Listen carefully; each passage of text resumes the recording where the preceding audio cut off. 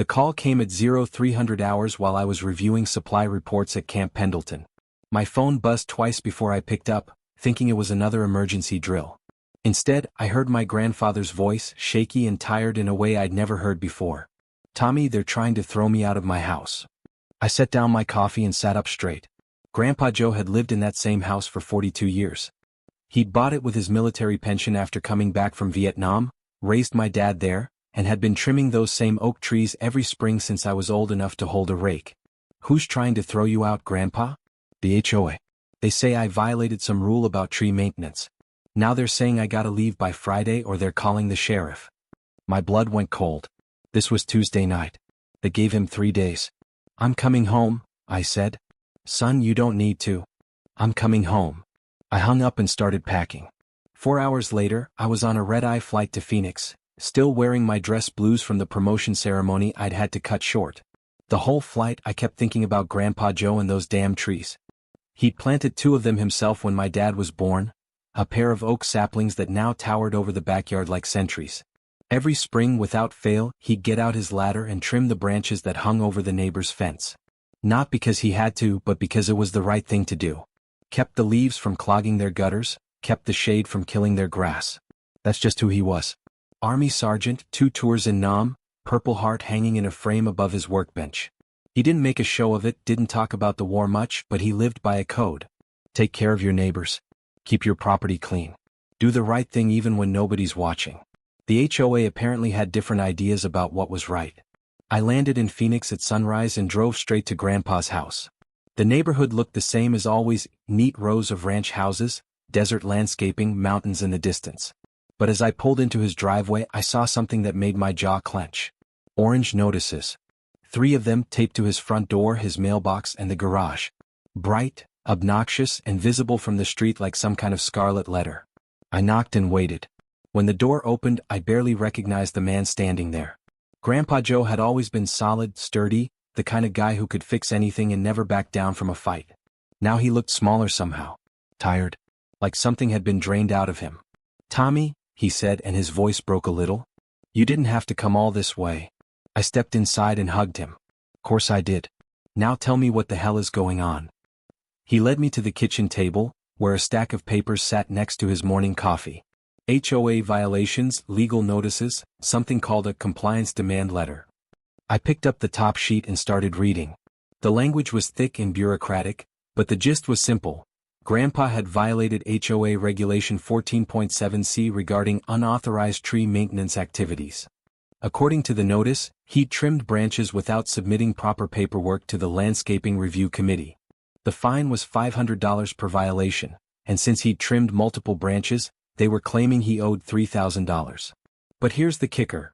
Since he couldn't pay the fine immediately, they were demanding he vacate the property within 72 hours pending a compliance hearing. "They can't do this," I said. Grandpa shrugged. "Lawyer I called says they can. HOA's got broad powers, especially for repeat violations." "Repeat violations?" He pointed to another stack of papers. "Started 6 months ago. First it was the paint on my fence, said it was the wrong shade of brown. Then my garden hose was the wrong color. Then I put up a small American flag for Memorial Day and got cited for unapproved decorative displays." I stared at the papers. Every violation was signed by the same person, Patricia Hillman, HOA president. Who is this woman? Moved in 2 years ago. Retired from some corporate job back east. Been making changes ever since. He rubbed his face. She's got most of the neighborhood scared. Nobody wants to fight her because she'll just fine you into bankruptcy. I looked out the kitchen window at the trees. They were beautiful, tall, healthy, perfectly maintained. The branches Grandpa had trimmed were growing back already, green and full. There wasn't a damn thing wrong with what he'd done. "When's this compliance hearing?" "Friday morning." "But Tommy, I can't afford a lawyer for a real fight. If I lose, they'll put a lien on the house. I'll have to sell just to pay the legal fees." That's when it hit me. This wasn't about trees or regulations or proper paperwork. This was about power. Some corporate bully had moved into a neighborhood full of retirees and working families and decided she was going to run the place like her personal kingdom. And she'd picked the wrong target. "Grandpa," I said, "do you trust me?" He looked at me, really looked at me, for the first time since I'd arrived. Saw the uniform, the ribbons, the captain's bars on my collar. Course I do, son. Then don't sign anything, don't pay anything, and don't worry about Friday. I'm going to handle this. I spent the rest of Wednesday doing reconnaissance. Drove through the neighborhood, walked the common areas, checked out the HOA office in the community center. The place was exactly what I expected, sterile, corporate, with a reception desk that looked more like a bank than a neighborhood association. The woman behind the desk was young, maybe mid-20s, with the kind of professional smile that never reached her eyes. Her nameplate said, Jessica, Administrative Assistant. I'd like to speak with Patricia Hillman, I said. Do you have an appointment? Mrs. Hillman is very busy. It's about the Reeves property violation. Jessica's smile got tighter. Are you Mr. Reeves' legal representative? I'm his grandson. I'm sorry, but Mrs. Hillman can only discuss HOA matters with property owners or their designated legal counsel. I leaned forward slightly. Not threatening, just close enough that she could see my ribbons clearly. Then I guess we'll sort it out at the compliance hearing. Her eyes flicked to my uniform, then back to my face. Something shifted in her expression. Oh? I'll let her know you stopped by. That evening I did some research. Pulled up HOA records, property documents, anything I could find online. The more I dug, the clearer the picture became. Patricia Hillman had been elected HOA president 18 months ago, running on a platform of increasing property values through enhanced community standards. Since then, violations had increased by 400%. The HOA's cash reserves had grown from $30,000 to over $150,000, mostly from fines. She wasn't maintaining the neighborhood. She was running a racket. But the most interesting thing I found was buried in the county records. A complaint filed by a resident named Frank Morrison about selective enforcement of HOA rules. Morrison had been cited for painting his house trim without approval, but 3 other houses on the same street had done identical work without any violations. Morrison's complaint mentioned that he'd asked too many questions at HOA meetings, questioned the budget, and requested an audit of how fine money was being spent. 2 weeks later he got his first violation notice. The complaint was dated 8 months ago. I cross-referenced his address with current property records. Frank Morrison had sold his house and moved away 6 months ago. I printed everything and put it in a folder. Then I made a phone call to a buddy of mine from officer training, Mike Chin, who'd left the Corps to go to law school. He was practicing in Tucson now, specializing in property law. Mike, I need a favor. Thursday morning, I put on my dress blues and drove to the compliance hearing. Not because I had to, the hearing wasn't until Friday. But because I wanted Patricia Hillman to see me coming. The HOA office was busier than it had been the day before. A few people in the waiting area, some paperwork being shuffled around. I walked up to Jessica's desk and smiled. I'd like to schedule a meeting with Mrs. Hillman for this afternoon. I told you yesterday she only meets with property owners or their legal counsel. I remember. I placed a business card on her desk. Mike Chin, property attorney representing Joseph Reeves. I'm here as his designated representative. Jessica picked up the card, glanced at it, then looked back at me. You're not Mr. Chin. No, I'm Captain Thomas Reeves, United States Marine Corps. Mr. Chin will be joining us tomorrow for the hearing, but Mrs. Hillman might want to discuss a settlement before then. The word, settlement, got her attention. She picked up the phone and spoke quietly for a minute, then hung up. Mrs. Hillman can see you at 2 o'clock. Perfect. I spent the next few hours at Grandpa's house, going through his paperwork and preparing my presentation. At 1:45, I drove back to the HOA office. Mike had sent me a few legal documents by email. Nothing fancy, just enough to look official. Patricia Hillman was exactly what I'd expected. Mid-50s, sharp suit, the kind of aggressive confidence that comes from years of corporate power plays. She gestured to a chair across from her desk and didn't offer to shake hands. Mr. Reeves, I understand you want to discuss your grandfather's violation. Violations, I said. And yes, I think we can resolve this quickly. I opened my folder and laid out 3 documents. The first was a photo of Grandpa's trees, clearly showing that the trimming had been done carefully and professionally. The second was a copy of the HOA's original covenants, which mentioned tree maintenance only in the context of maintaining healthy landscape standards. The third was Mike's research on Arizona HOA law, specifically the sections about reasonable enforcement and due process. Mrs. Hillman, my grandfather has been maintaining those trees for 42 years without a single complaint. The trimming he did was necessary for the tree's health and was done in a way that benefits the entire neighborhood. She glanced at the papers without really reading them.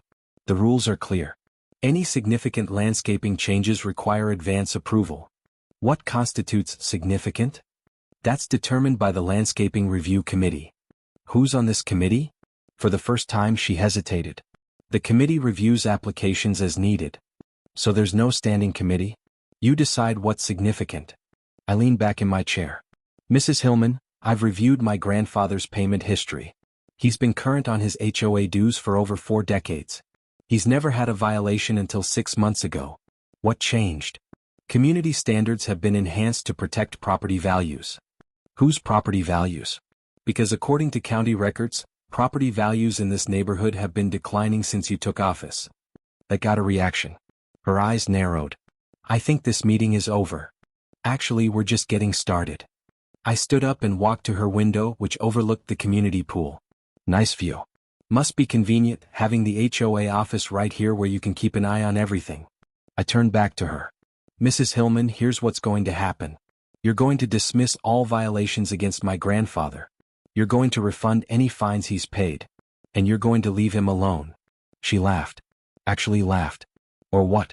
You'll file a complaint? Good luck with that. No, ma'am. I'm going to request a full audit of HOA finances and enforcement practices. I'm going to file complaints with the county attorney's office about selective enforcement and possible extortion. And I'm going to make sure every resident in this neighborhood knows exactly how you've been running this association. Her laugh died. You can't prove any wrongdoing. Frank Morrison might disagree. The color drained from her face. How do you know about Frank? Same way I know about the 400% increase in violations. Same way I know about the $120,000 in fine revenue you've collected this year. I sat back down. Mrs. Hillman, I'm a Marine Corps officer. I investigate things for a living. When I see a pattern, I dig until I find the source. She was quiet for a long moment. Then, what do you want? I told you. Dismiss the violations, refund the fines, leave my grandfather alone. Fine. Consider it done. I shook my head. That's not enough anymore. See, I've been thinking about this since yesterday. You picked the wrong family to mess with, but you probably didn't know that. What bothers me is all the other families you've already run off. People who couldn't fight back. I pulled out another document, the list of property sales over the past 18 months. 17 families have sold and moved since you took office. That's unusual turnover for a stable neighborhood. Makes me wonder how many of them left because they couldn't afford to fight bogus violations. Patricia stared at the paper. You can't prove. I don't have to prove anything. I just have to ask questions. Publicly. At the next HOA meeting, which according to your bylaws, any property owner can attend. I smiled. My grandfather is definitely planning to attend. So am I. What do you want? She asked again, but this time her voice was smaller. New leadership. Your resignation effective immediately. A new election with proper oversight. And a complete audit of how fine money has been spent. I won't. Mrs. Hillman, let me explain something. My grandfather is 82 years old. He served 2 tours in Vietnam. He came home, bought a house, raised a family, and spent 40 years being a good neighbor. He trimmed those trees because it was the right thing to do, not because he had to. I stood up again. You tried to throw an 82-year-old war veteran out of his home over tree branches. That's not just wrong, it's personal. And when someone makes it personal with my family, I don't just fight back. I win. The meeting ended with Patricia agreeing to consider my demands. I told her she had until the compliance hearing the next morning to decide. That evening, I helped Grandpa prepare for the worst-case scenario. If Patricia decided to fight, we'd need documentation, witnesses, and a clear legal strategy. Mike was driving up from Tucson and would be there first thing in the morning. But I had a feeling it wouldn't come to that. Friday morning arrived gray and overcast. I put on a fresh uniform, dress blues again with every ribbon and decoration properly placed. Grandpa wore his best shirt and the tie my grandmother had bought him for their 50th anniversary. We arrived at the community center at 9:45 for the 10 o'clock hearing. The meeting room was packed, more people than I'd expected. Word had gotten around the neighborhood that something big was happening. Patricia was already there, sitting at a table with 2 other HOA board members. She looked tired, like she hadn't slept well. When she saw me walk in, she whispered something to the man next to her. Mike arrived just as the hearing was called to order. He looked every inch the successful attorney, sharp suit, confident bearing, briefcase full of legal documents. He took a seat next to Grandpa and nodded to me. Before we begin, Patricia said, I have an announcement. The room went quiet. After careful review of the Reeves property violation, the HOA board has determined that Mr. Reeves' tree maintenance activities were within acceptable community standards. All violations are hereby dismissed. Murmurs rippled through the crowd. I kept my expression neutral, but inside I was smiling. Furthermore, Patricia continued, effective immediately, I am resigning as HOA president to pursue other opportunities. Now the murmurs became actual conversation. People turning to each other, asking questions, looking confused. Patricia gathered her papers and stood up. That concludes this hearing. She started toward the door, but I stepped into her path. Mrs. Hillman. She stopped, glanced around the room full of people, then looked back at me. Thank you for doing the right thing. She nodded once and walked out. I never saw her again. The crowd in the meeting room was buzzing with questions and conversation. Several people came up to thank Grandpa, to say they were sorry he'd had to go through all that. A few mentioned their own problems with violations and asked if things might change now. That's when the real surprise came. One of the remaining board members, an older gentleman named Robert Walsh, stood up and called for order. Ladies and gentlemen, with Mrs. Hillman's resignation, we need to select an interim president and schedule a proper election. I'd like to nominate Joseph Reeves for interim president. The room erupted in applause. Grandpa looked shocked. I don't know if I'm qualified, he started. You're more qualified than the last one, someone called out. The motion was seconded and put to a voice vote. It wasn't even close. As people filed out of the meeting room, shaking Grandpa's hand and talking about finally having someone they could trust in charge, I felt a hand on my shoulder. It was Mike, grinning. Damn, Tommy. Remind me never to get on your bad side. Just looking out for family. Well, you did more than that. You probably saved this whole neighborhood. We walked outside together, where Grandpa was still talking to neighbors about plans for the HOA. He looked different than he had 3 days ago. Stronger. Like himself again. That's when we heard the sirens. 2 patrol cars pulled into the community center parking lot, lights flashing. For a second I thought something had gone wrong, that Patricia had called in some kind of complaint. But as the officers got out of their cars, I realized they weren't here for an emergency. The senior officer, a sergeant with graying hair, walked straight up to us. His eyes took in my uniform, the ribbons, the captain's bars. Then he looked at Grandpa. Are you Joseph Reeves? Yes, sir, Grandpa said. The sergeant glanced at me. And you're his grandson? Captain Thomas Reeves, United States Marine Corps. What happened next I'll never forget. The sergeant stepped back and came to attention. Then he saluted, a crisp, military salute directed at Grandpa. Mr. Reeves, I wanted to personally apologize for what you've been through. We got a call that there might be some kind of disturbance here, but when we looked into it, we found out who you are and what you've done for this country. The other officer had moved to stand beside his sergeant. He was younger, maybe late 20s, and when the sergeant finished talking, he spoke up. Sir, my grandfather served in Vietnam too. Same unit as you, actually. 1st Infantry Division. When I told him what was happening, he asked me to deliver a message. He reached into his pocket and pulled out a small American flag pin. He said to tell you that brothers look out for brothers no matter how long it's been. Grandpa's eyes filled with tears. He accepted the pin with shaking hands. Thank you, son. Both of you. The sergeant turned to me. Captain, it's an honor to meet you. What you did for your grandfather, that's what family's supposed to do. Then he saluted me and I returned it. As the officers got back in their cars and drove away, Grandpa and I stood in the parking lot, still holding that little flag pin. You know, he said finally, I never told you much about the war. You didn't have to, Grandpa. Maybe I should have. Maybe you'd understand why this place means so much to me. I looked around the neighborhood, the neat houses, the desert landscaping, the mountains in the distance. It looked the same as it had 3 days ago, but everything was different now. I understand, I said. That afternoon we trimmed the trees together. Grandpa on the ladder, me spotting him from below just like when I was a kid. The branches came down clean and neat, leaving the trees healthy and strong. When we finished, we sat in his backyard drinking beer and watching the sun set behind the mountains. The trees cast long shadows across the grass, and the evening breeze rustled the leaves. You know, Grandpa said, I was thinking about selling. Before you came home, I mean. Thought maybe it was time to find someplace easier. And now. He took a sip of his beer and smiled. Now I'm thinking those trees still need someone to take care of them. I stayed for another week, helping him settle into his new role as HOA president and making sure Patricia's replacement understood how things were going to work from now on. The new interim board voted to refund all excessive fines from the past year and to establish clear, reasonable guidelines for property maintenance. More importantly, they voted to set aside money for a neighborhood barbecue, to bring people together instead of driving them apart. When it was time for me to go back to Camp Pendleton, Grandpa drove me to the airport. We didn't talk much during the drive, but as I was getting out of the car, he grabbed my arm. "Tommy, I want you to know something. When I came back from Vietnam, I wasn't sure this country would ever feel like home again. But sitting in that meeting room watching you stand up for what's right, seeing those police officers show respect instead of just following orders, that felt like home." "Grandpa, let me finish. You didn't just save my house. You reminded me why I fought for this place to begin with." 6 months later, I got another call from Grandpa. But this time his voice was strong and happy. "Tommy, you need to come home for the HOA annual meeting." "Why's that?" "Because they want to give you an award. Community Service Recognition. For exemplary dedication to neighborhood values and family honor." I laughed.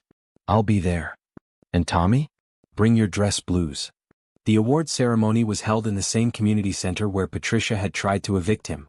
The room was packed again, but this time with families, kids running around, neighbors who actually knew each other's names. When they called my name and I walked to the front in my dress blues, the entire room stood up and applauded. Not just polite applause, the kind of clapping that goes on too long and makes you embarrassed and proud at the same time. Grandpa was sitting in the front row, wearing his purple heart on his shirt. When our eyes met, he smiled and gave me a small salute. After the ceremony, people lined up to shake my hand and thank me for what I'd done. But the best part was watching Grandpa work the room, talking to neighbors about playground improvements and community gardens and all the things that matter when people actually care about each other. Patricia Hillman never came back to the neighborhood. I heard she moved to Florida and got involved with another HOA down there. I almost felt sorry for them. As for the trees, they're still standing strong. Grandpa trims them every spring and now he's got help. 3 of the neighbors have started joining him, making it a community project. They've planted new trees too, one for every family that was forced to move during Patricia's reign. The neighborhood kids have started calling it Veterans Grove. I think Grandpa likes that name. The last time I was home, we were sitting under those same trees, watching his great-granddaughter, my sister's kid, try to climb the lower branches. She's only 5, but she's fearless, just like her great-grandfather. "You know," Grandpa said, "she's going to need someone to teach her how to take care of these trees someday. Good thing she's got the best teacher around." "Maybe. But I was thinking she might need backup." I looked at him. "What are you saying?" "I'm saying maybe it's time you thought about coming home for good. After your service is up. This neighborhood could use someone who knows how to fight for what's right." I didn't answer right away. Just watched my great-niece climb higher, fearless and determined. "Maybe," I said finally. Grandpa smiled and took another sip of his beer. "Those trees aren't going anywhere. Neither am I. Take your time." 3 months later, I submitted my discharge papers. Sometimes the most important battles are the ones you fight for family. And sometimes coming home is the greatest victory of all.